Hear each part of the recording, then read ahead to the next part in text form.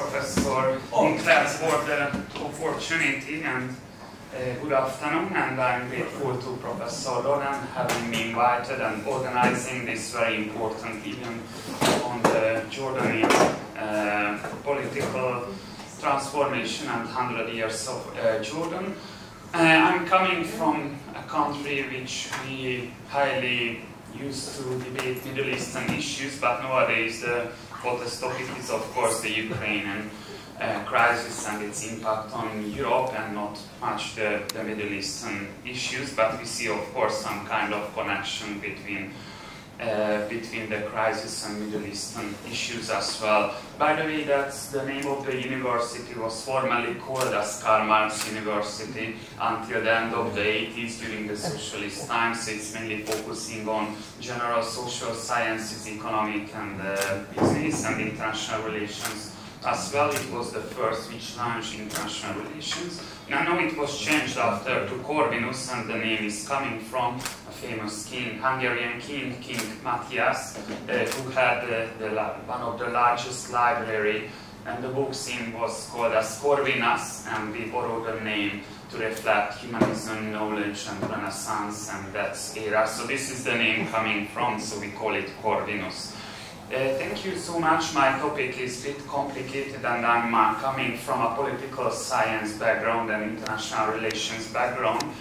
And my last research article focusing on the second wave of the Arab protests 2019, comparing the four countries, Algeria, Lebanon, Sudan and Iraq, especially focusing on the recent 2 or 3 years, and it's going to be published in the International Journal of Euro-Mediterranean Studies quite soon, as well as publication on Jordanian foreign policy in the special issue of the Journal of the Middle East and Africa, which organized by Professor Ronan, is going to be published quite soon, I think in June.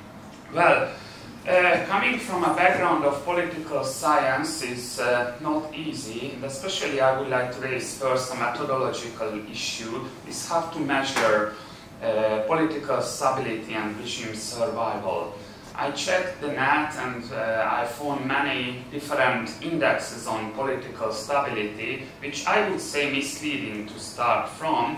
There is an index on political stability in which Jordan ranked as 119th from countries of 200, and however, which is not a good position. However, it's not bad among the Arab countries. Qatar is the first on that list, and followed by the United Arab Emirates, Oman, and Jordan is the fourth among the Arab countries. By the way, Israel is 156th position. So I think from a methodological point of view, it's a bit misleading to start with that kind of empirical analysis from a general political scientist point of view. As all of us know that there is a so-called area studies controversy, so the Middle East has its own features and own characteristics. And as you may know that in Jordan, it is often said by experts of political science that the political regime is in crisis, the regime is not stable because of the political protest going on. I'm going to speak about the protest as well, and the different type of adaptation by the king and the ruling family, which is, I think, important to understand, not to embark on a general political science point of view, but it's better to embark on a more regional perspective and use the political context from the region. If you are trying to understand the global context, I would start with the different layers of regime stability. We have the global level. In my opinion, we have the regional order and the regional level, and third, I would say that the local, internal, economic, socio-economic and political issues. And starting with the global level, all of us know that the Middle East is a penetrated region, which is used to describe as a competitive multipolar region, in where the European Union, the United States, China and Russia shaping politics and economics. And among the 4 countries concerned, it's mainly the United States, which is the main security provider to Jordan, is the most important country interested in maintaining regime stability in the kingdom. By the way, recently I'm quite skeptical with the European Union, but it has launched a policy which is called as building resilience in Jordan. It's maybe quite important to speak about. However, in my opinion, the influence of this resilience building policy could not be compared with the United States and with other regional actors like Saudi Arabia. So the second level of the analysis is of course the regional order. Then I borrowed this pyramid from Mehran Kamrawa. It's divided the states between the status quo state and revisionist state, and Jordan is of course in the so-called status quo state, which is called as affiliated middle power. In the camp of Saudi Arabia and Israel, according to this study. So I would say, and I'm going to address foreign policy related issues as well, because in my opinion, foreign policy is an important part of providing stability in the kingdom, which is called by experts as omnibalancing, when a small state in a region trying to balance its position in a region which is in a conflict situation. Borrowing a political scientist's point of view, it should be, this is a quite simple typology of political regimes in the Middle East. We know that Jordan is in the non-rankier monarchy. Of course, it depends on our definition of a rankier state, but foreign aid is part of the rank as well. However, it's not a resource-abundant country, unlike the GCC countries, and all of us know that the Arab Spring, or Arab, it's better to say Arab, the political transformation started in the right top corner in the non-rankier republics, and maybe followed by the second wave in 2019 in countries even reached the rankier republics. And it seems that monarchies are stable despite the daily protest wave there. And again, other introductory remarks on political change and different discourses in political science on Middle Eastern region. We had 3 competing narratives. The first was, of course, the school of exceptionalism, that the Middle East is an exceptional region, which is, of course, not true if we take into consideration the Arab Spring protests. We have the democratization narrative, which is, again, of course, is a false starting point.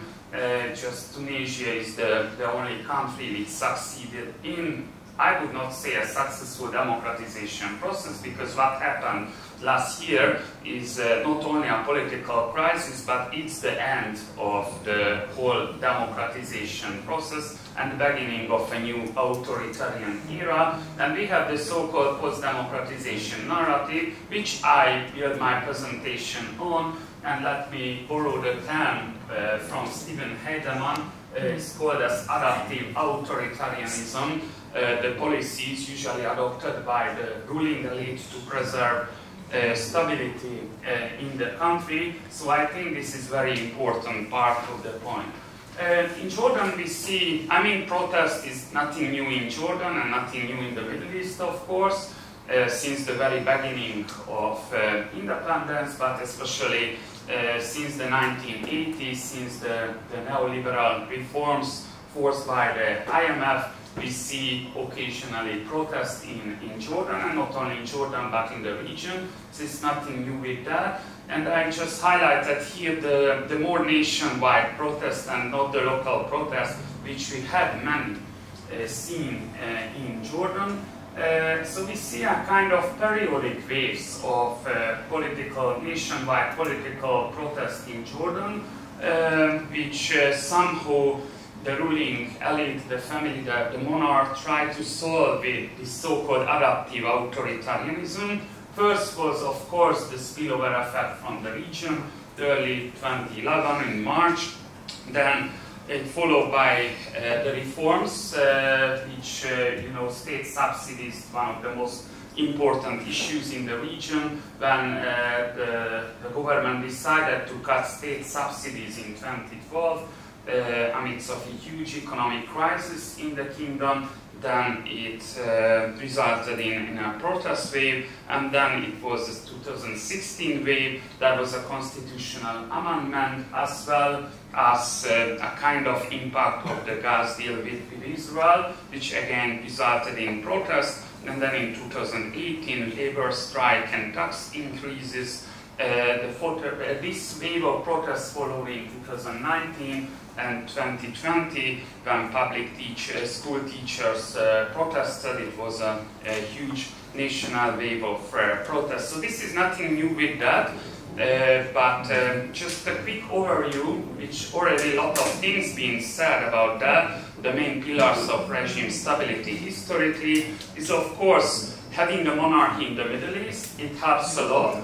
There's a huge debate on monarchical exceptionalism, whether monarchies are more stable because handling issues and problems and conflicts. And of course, the religious legitimacy of the Hashemite monarchy. We have a pragmatist monarch and royal family, I would say, the armed forces, the Bedouin identity, as well as the East Jordanian tribes, and the so-called bureaucrats in the state apparatus is an important part, at least until the arrival of King Abdullah II, who started to embrace more neoliberal values and persons more with neoliberal affiliations. And I would say the foreign aid is a very important part of the story, and here we should highlight, of course, the GCC countries, and especially the role of Saudi Arabia and the United States, and to a lesser extent, I would say, the European Union,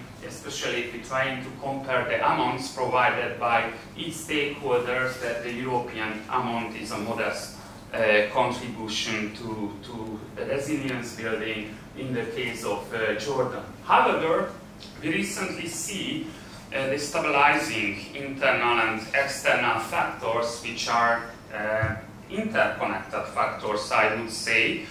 The first thing, especially since the beginning of King Abdullah II, we see an eroding social base, especially among the East Jordanian tribes, criticizing the king, and especially that when King Abdullah II decided to change the so-called bureaucrats, who were mainly Western-oriented, Western-friendly approach they have with the neoliberals, which mainly focusing on entrepreneurship, competitiveness, and that kind of issues. And it caused a huge frustration among Jordanian citizens, and it's very, very critical until today. We have the socio-economic problems, of course, providing a better standard of life in Jordan. It seems that it's not easy, especially the COVID situation.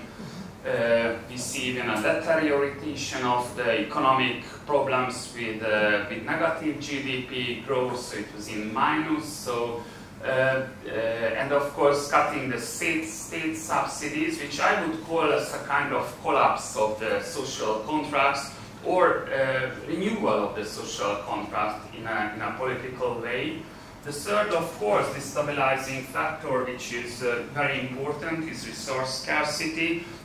Jordan is the fourth driest country on earth, so I think this is one we all of us know that this is one of the most important problems. And energy is, of course, is an interesting issue, especially nowadays that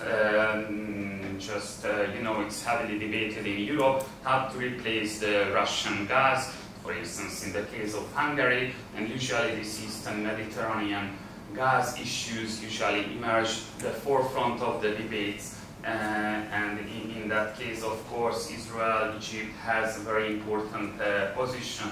And the stabilizing factor, of course, the existence of radical Islam, despite the fact that the majority of population has nothing to do with radicalism, but despite this fact, we know that it's home of different radical groups, and especially recently in Daesh, Islamic State, many Jordanians joined. And the recent conflict within the royal family, which is very interesting to analyze, with the arrest for a few days Prince Hamza, we know, which is usually described in the Western media as a kind of coup attempt, but I would not say that it was not a coup attempt, but it was a very, very different thing. Of course, it being solved, but it's, I think, an important factor when we mention regime stability. External factors are not that positive too. Just you can compare with Morocco, which is in the same group of countries where you have the Western Sahara issue, but here even I would say that the Jordanian external factors, even comparing with the Moroccan external factors, are not better at all, especially migration, refugee situation with the Syrian refugees registered more than 600,000, creating a housing problem. And of course, it's not only an internal issue, but foreign policy balancing was very, very interesting, and the recent decision to open border and to have relations with the Syrian regime was very, very important. So, and of course, it's not only the Syrian issue, but Israeli-Palestinian issue, Iraqi issue, and a lot of other issues, which it's contradictory to say, but in my opinion, it helps the global players to help Jordan to maintain stability. So, I mean, it convinced the global players like the United States and regional stakeholders like Saudi Arabia that it's in the interest to maintain the survival of political regime in the case of Jordan. And we have not so positive geopolitical shifts per se from Jordan. Just think about the Trump administration, deal of the century, and that kind of things, which made Jordan in a very sensitive position on issues like Jerusalem, the Palestinian issue, and Jordan was risked to lose the position of mediator in the Middle East, which is a very important role in its foreign policy of the kingdom. So I would say that, let me continue because I don't have much time to continue, but the responses by the regime. We can divide, of course, the internal and the external, and it's a kind, usually in political science, to maintain an authoritarian system, usually ruling elites build on a combination of strategies like legitimation, which already discussed, cooptation strategy, repression. It's usually a kind of combination, and to finding a balance among different policies. And maybe we can add a fourth one, which is divide and rule policy concerning the opposition, which is, in a way, it's part of different strategies. And we have the external response, which is usually foreign policy serving regime survival for the kingdom. If we're trying to analyze and understand the 5 waves of protest, we can see some examples for all the 4 different strategies. I would say that regarding repression, the Jordan was quite modest in using repression, so it was very important not to do the same like what happened in Egypt.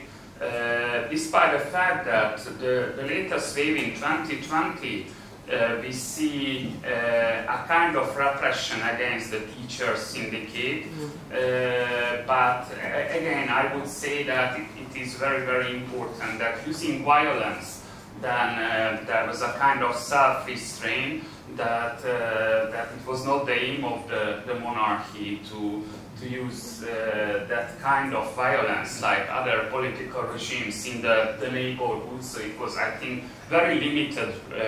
Of course, repression is not always about violence, but it's about political repression as well. In that sense, of course, limiting, tightening and loosening the political freedoms is a usual policy applied by the monarchy. So after protests, sometimes amendment to the constitution or different laws and that kind of things is an important policy. And recently just the king himself established a new committee on political modernization a year ago, which we have the results of this plan. This is again a method to build a kind of confidence among the citizens despite the protest wave, and all of us know it's never going to be realized and implemented those because the last time in 2015 there was a national dialogue committee with a lot of political recommendation, and we see not much happen with the recommendations. So I would say that that kind of political dialogue again served as part of the regime's survival.